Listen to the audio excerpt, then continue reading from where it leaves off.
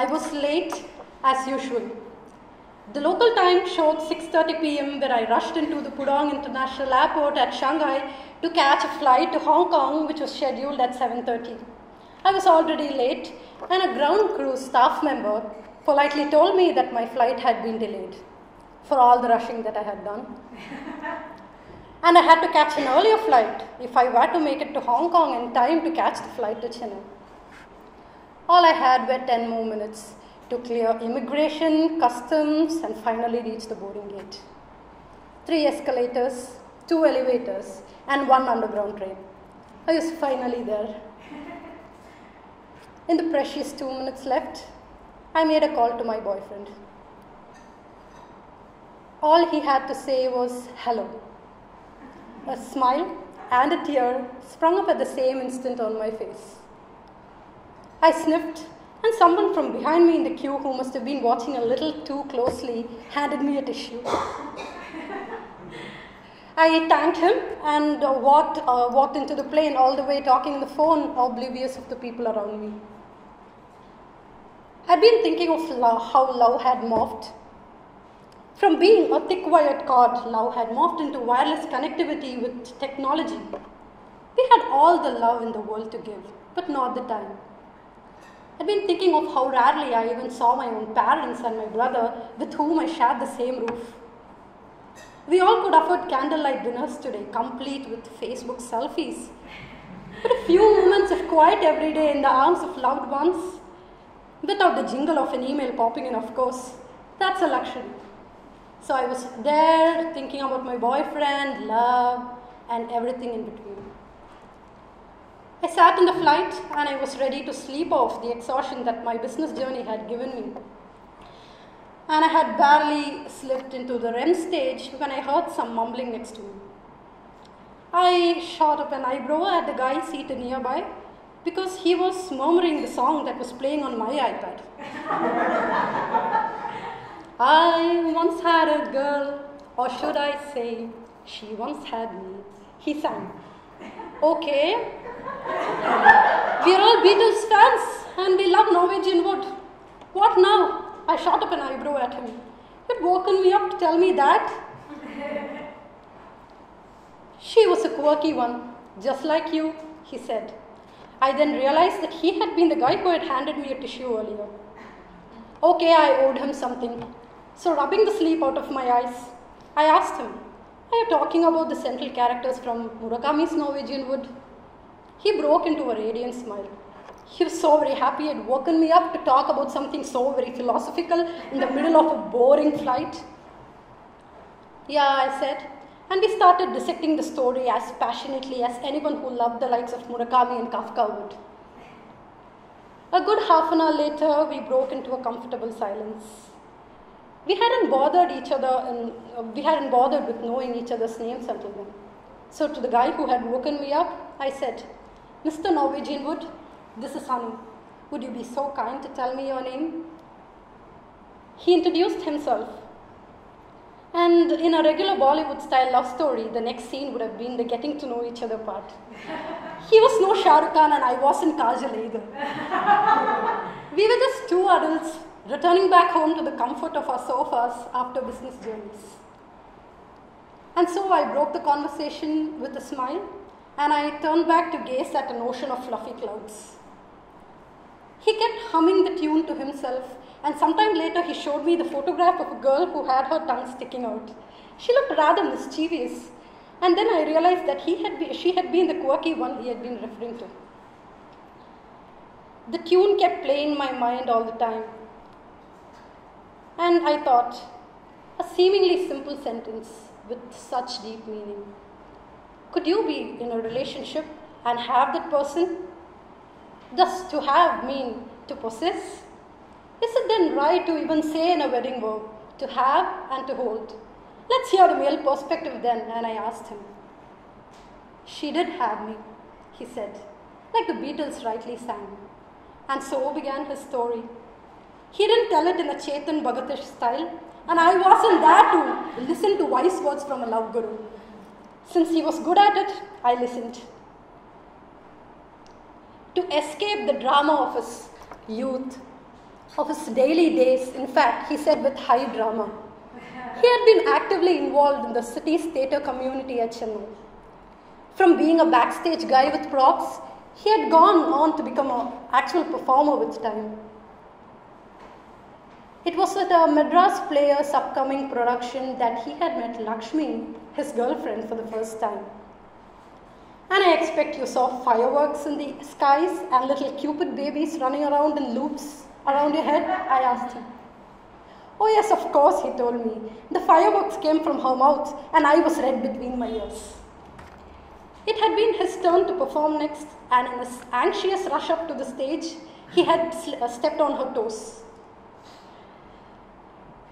He mumbled an apologetic reply in return, and he had just slipped past her. Fireworks had warmed his back as he had heard something being said about him, something not very nice. He claimed that the fireworks only warmed his back. No burns, no singes. All thanks to the coal lines in his mind's eye. He had been captivated by her eyes at the first sight. All love stories are essentially the same, I thought. Not the wooing part, but the shared dreams of a future. It's what makes you and me do what we do with our everyday lives. He fast forwarded to the point where he and Lakshmi had become a couple. It had been the season of the rains, and they had shared many a cup of tea, talking about the world in the theatre. They had started rehearsals for the play in full swing.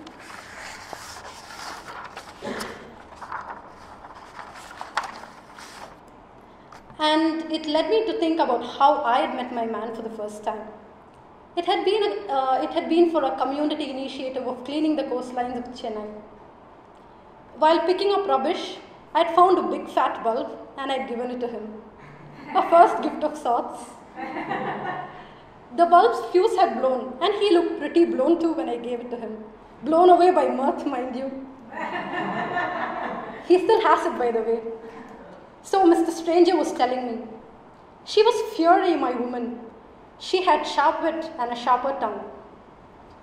But he had one trump card in his pocket.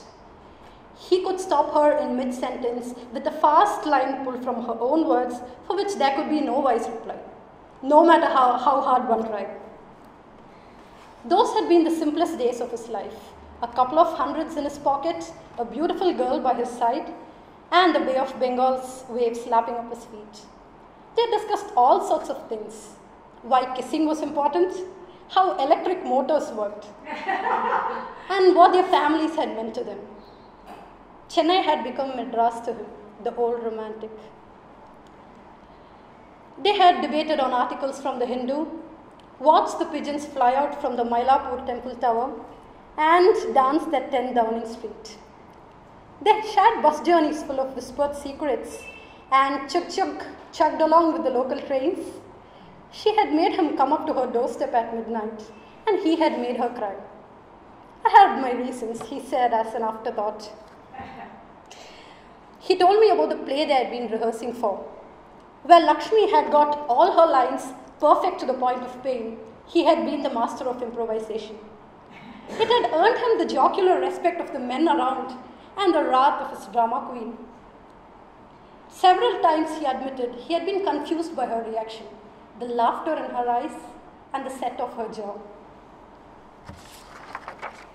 Her role in the play had been a stark opposite to her character in real life. While she had been sharp and witty all the time, she had been cast as a submissive woman of few words and played his wife. He had been naturally delighted with the casting and had mixed humor and romance easily into his lines. As the days went past, he began noticing subtle changes in her. She had been resentful of being submissive on stage, and even off stage, she had become more meek in trying to explain what she was undergoing. A common issue that any free-thinking, eloquent female would face, I told him. Somebody had to speak up for the females. He was being all male all the time. It is common fact that in India in particular, it is the man of the house who held all the keys. But what my grandmother and all the women before her had done behind four walls, we, women of today, were doing anywhere and everywhere, I retorted. Oh, you talk well, he said, but good wit is best when mixed with correct action. He almost admonished me for the fact that I'd been speaking so emotionally on the phone.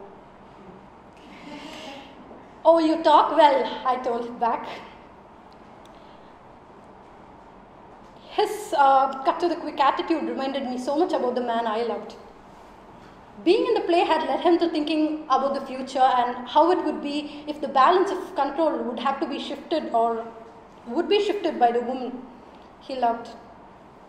Hearing his perspective about the story made me realize a little bit of the misgivings of the male species.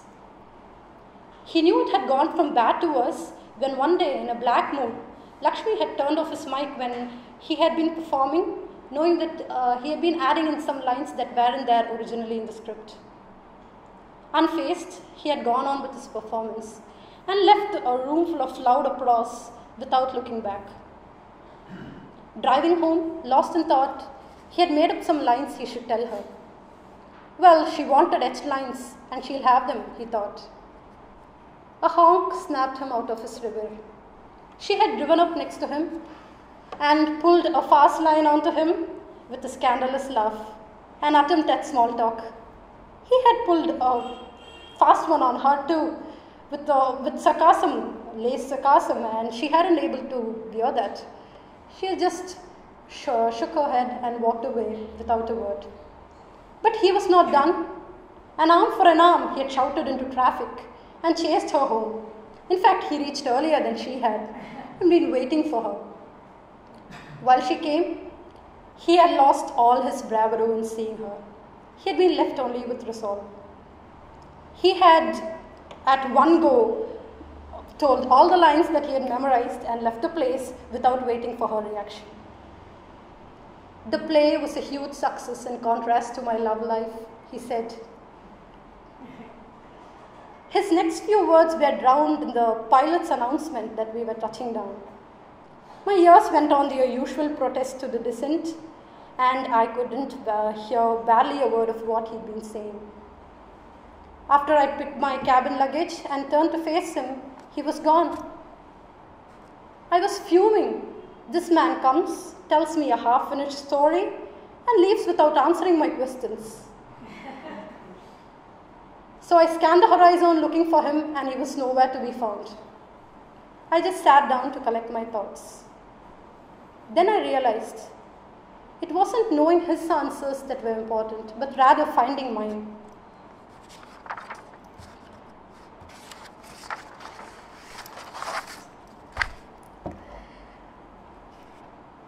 I knew that what he told me was important, but I realized that I hadn't seen things that way before, because when you're in a relationship, you don't see it outside the circle. All along, love had been sinusoidal for me. All of us have our highs and lows. But that man had bent it into a circle for me. He made me realize that the sum was greater than all the parts put together.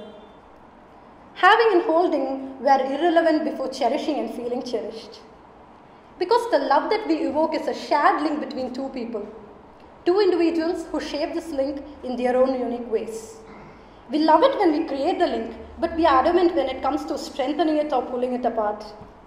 The feelings and people associated may change, but there's no lifetime guarantee tag, believe me. The link remains as a constant reminder of the past and as a welcome hook into the future. And along with true love, if there's leg pulling, tongue shrapnel, silent laughs, and whispered tears, you've got yourself an exciting life ahead.